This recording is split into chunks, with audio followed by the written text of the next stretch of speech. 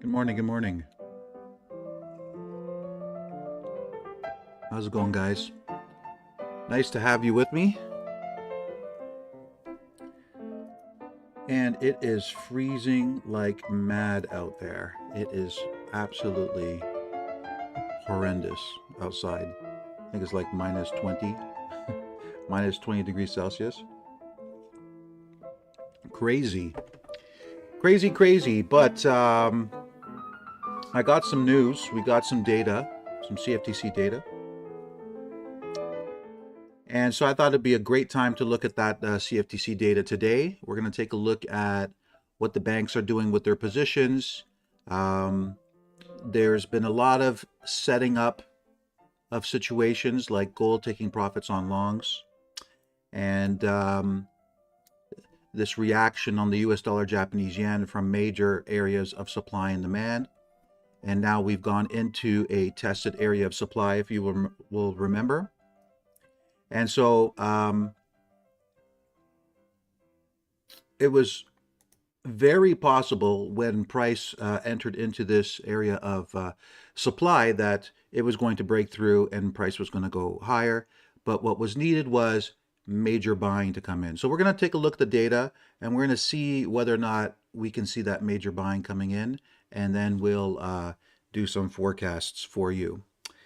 All right, so again, thanks for, yeah, it's freezing down there too.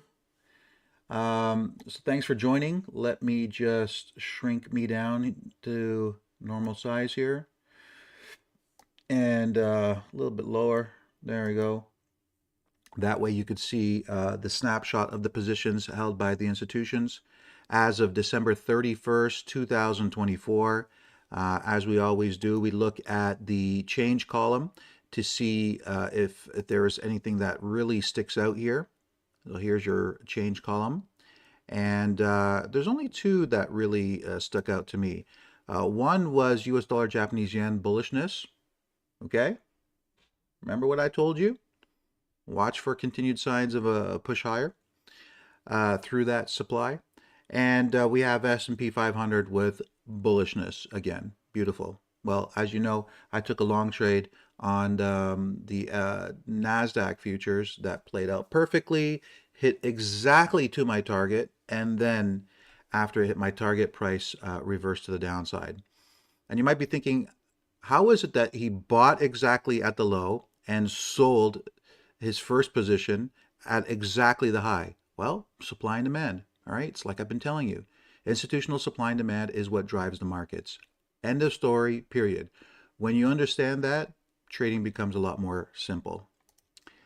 Okay, so those are the two main ones that stick out for me when I look through.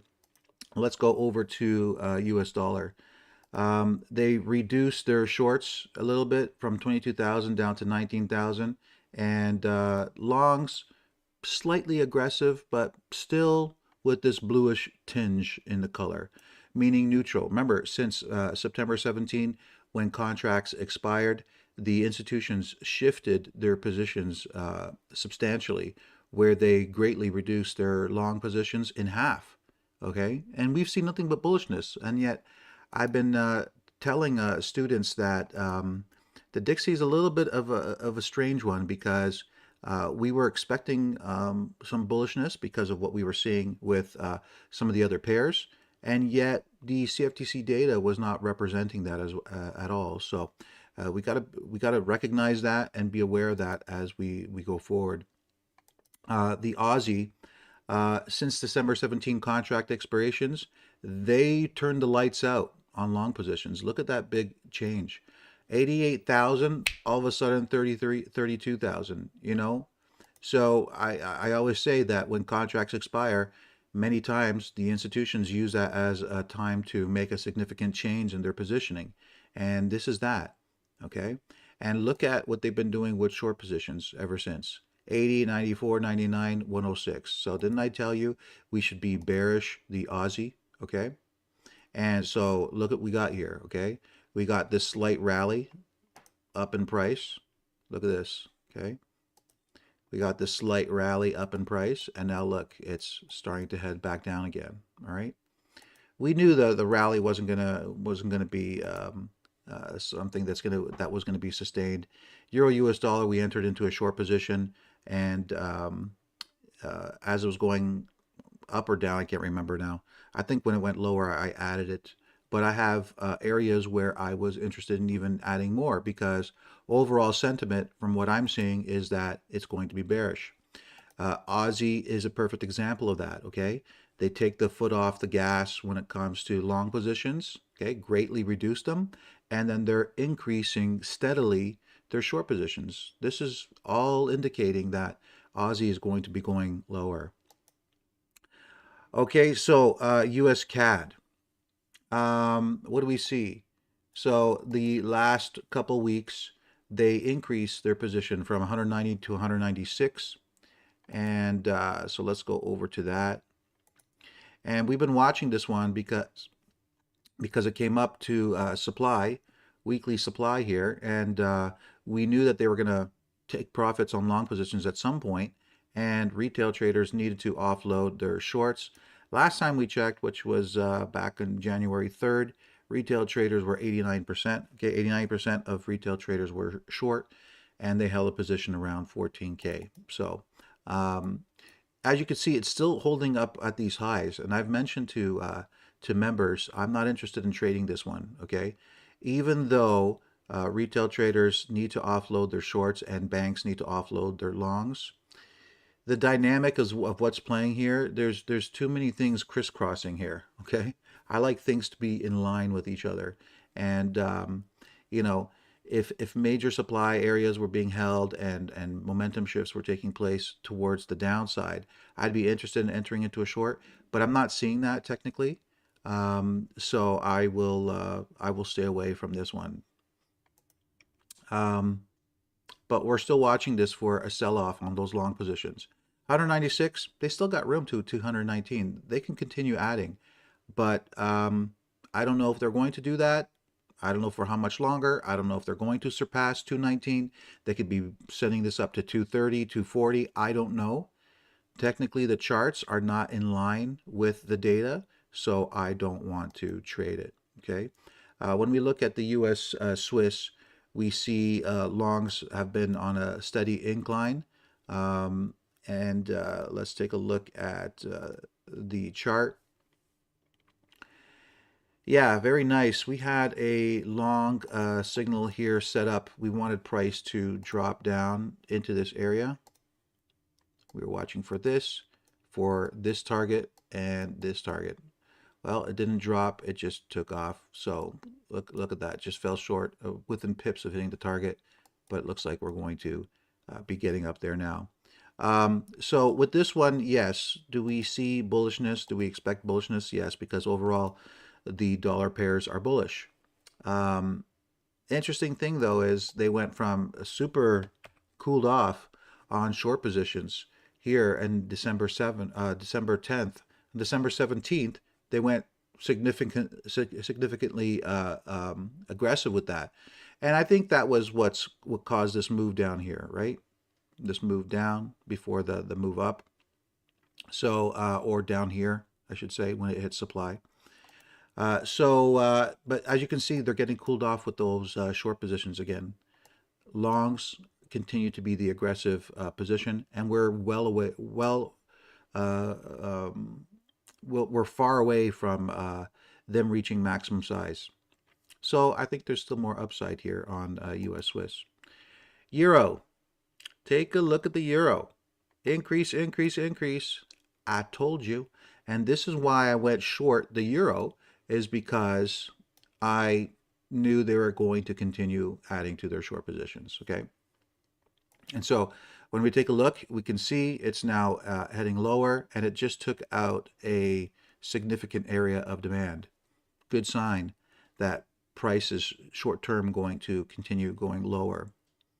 Short-term, many days, many weeks, we're likely going to see price heading lower. So this is good news for the euro and for the short trade. I'll continue to add it as it continues to progress and show technically that it wants to continue lower. The data is in line with the technicals. This is what I was talking about. USCAD, the data wasn't in line with the technicals. There's no good technical setups to help facilitate what I'm seeing in the data. So when that happens, I don't want to take a trade because it's not high odds. But when I see something like this is what I like. Okay, this is what I like to see. The CFTC data is telling me a story, and the technicals are telling me a story. Okay, and this is why the trade is working out. Okay, so I'll be looking to enter more soon. Pound. Look at the reduction in long positions, but no aggressive increase in shorts. Interesting. Let's take a look at the pound. And yet it is dropping. Look at that. Okay, it is dropping. Yet the technicals are the CFTC data is really not showing that. Okay, that aggressive accumulation of shorts, but it is dropping. Okay, same thing I was mentioning when we hit this key zone. Look at that. You guys see that? Look at that. I mentioned this is a key zone, guys. Key zone. Look at that. It hits that area, and look how hard it's dropping ever since. Okay, and it's got room to drop more, from what I'm seeing. Okay. So interesting that we're not seeing it on the technicals or on the CFTC data. It's a little bit of a mystery. US dollar, Japanese yen. Okay, here's the one that I wanted to talk to you about. The one that is of interest. Well, they're all of interest, but here's one that we've been talking about for some time. As you know, I had predicted this accumulation of long positions here and a distribution of long positions here, but then the idea was that there was going to be a continuation of buying from this area. So what do we see? Price rallies up from our demand zone. It dropped from our supply zone that we had drawn. Okay, these are not just random rectangles that we're drawing. We're doing analysis on the charts, and we're locating the buying and selling areas of the big institutions, the ones that are reporting their data on the CFTC. Okay, on the with the CFTC. So we're combining the buying and selling of their positions and the buying and selling created on the charts. And we're locating areas that they are likely going to respond from when price gets down there, from like dropping from this supply, rallying from this demand. And now we're coming back into this already tested area of supply. And the idea is they're going to remove this area and price is going to go higher. Now that was the idea. What we needed to support this was to see buying taking place, and look at the long column, I should say. Look at the last 4 weeks, from 72 to 81 to 93 to 104. This is exactly what I was talking about. Okay, exactly what I was talking about. Shorts still aggressive. I suspect that they're going to soon start reducing those positions, and then we'll see them continue with their longs. But this is good.